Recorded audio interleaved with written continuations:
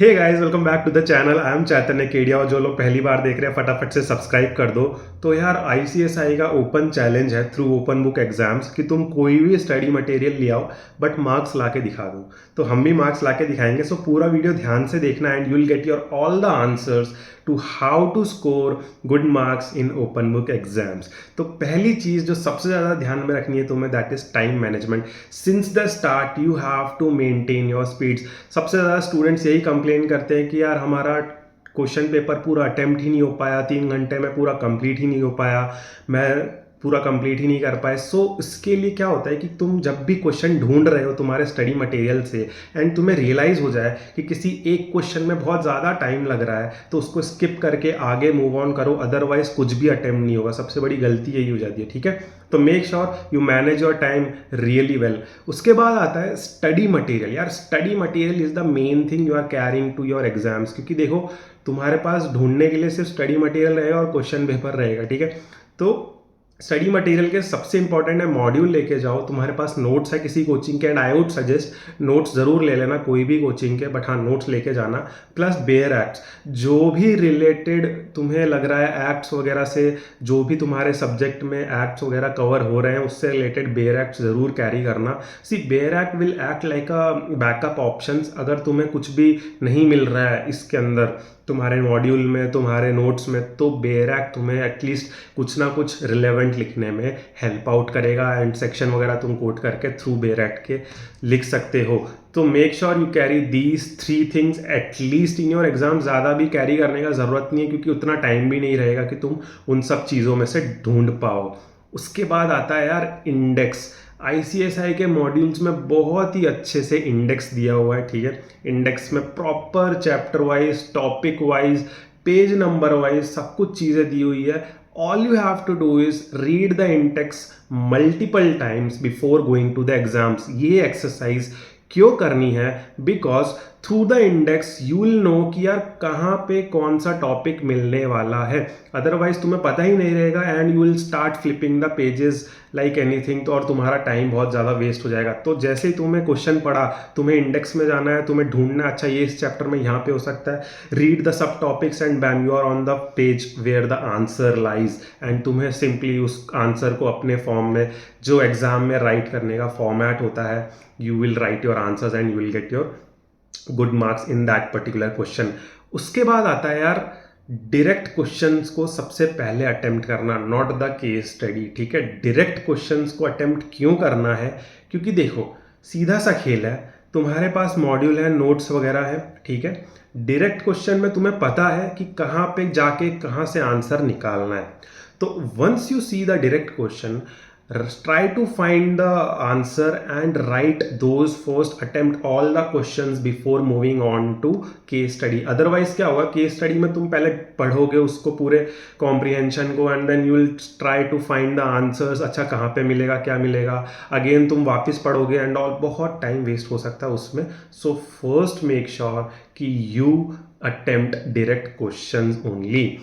Next चीज़ यार, open book का पढ़ने का तरीका क्या होता है? ओपन बुक का पढ़ने का सिंपली यही तरीका है that you read the module first. Module के अंदर जब तुम पढ़ रहे हो, case laws and stuff highlight करो, इंपॉर्टेंट जो भी तुम्हें कंसेप्ट्स हैं उसका एक वेग आइडिया रखो, किस चैप्टर में है, क्या क्या चीज़ें उसमें कवर्ड हैं, क्या क्या प्रैक्टिकल चीज़ें बताई गई हैं उसमें। क्योंकि देखो एग्जाम में है ना, most of the times ICSI क्या कर रहा है, केस स्टडी बेस्ड क्वेश्चंस दे रहा है for direct questions as well, ठीक है। सो अगर वो अटेम्प्ट करने हैं, तुम्हें उसमें टाइम सेव करना है ना, तो you should read the module thoroughly and get a वेग आइडिया एटलीस्ट कि कहाँ पे क्या क्या चीज़ें प्लेस्ड है, and all the important case laws and stuff तुम्हें पता होना चाहिए, ठीक है। उसके बाद है तुम्हें केस स्टडी अटेम्प्ट करना है। यार केस स्टडी जो है ना, बहुत आई वुड से थोड़ा सा वो हार्ड बना देती है चीज़ों को, क्योंकि केस स्टडी को यार डायरेक्ट कई बार मिलते भी नहीं है आंसर्स, राइट। केस स्टडी से रिलेटेड आंसर्स कई बार मिलते भी नहीं है। तो अटेम्प्ट कैसे करना है केस स्टडी को? First of all read the comprehension बहुत अच्छे से, जो जो तुम्हें लग रहा है हाथों हाथ अंडरलाइन करते जाओ, ठीक है। एंड मेक श्योर तुम पहले क्वेश्चंस पढ़ो, क्वेश्चन के बाद केस स्टडी पे आना, क्योंकि तुम क्वेश्चंस पढ़ने के बाद जब तुम केस स्टडी पढ़ोगे ना तो तुम्हें एक आइडिया रहेगा कि मुझे क्या ढूंढना है इस पर्टिकुलर कॉम्प्रिहेंशन में।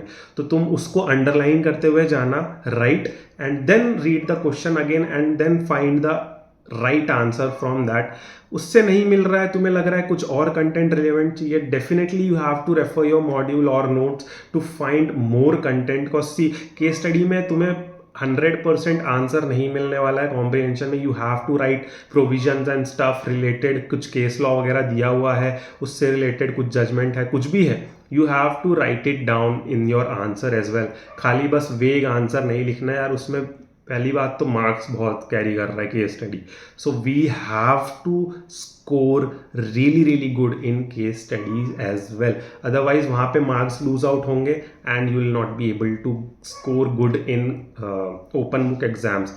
Another thing that I want to talk about is open book exams को बहुत सीरियसली लेना। हम लोग क्या करते हैं कि सोचते हैं यार ओपन बुक है, छोड़ देते हैं, बाद में पढ़ेंगे, ऐसा वैसा नहीं। अदरवाइज क्या होगा कि ओपन बुक में तुम स्कोर नहीं कर पाओगे, but it is a golden की, ऑनेस्टली इट्स अ गोल्डन की।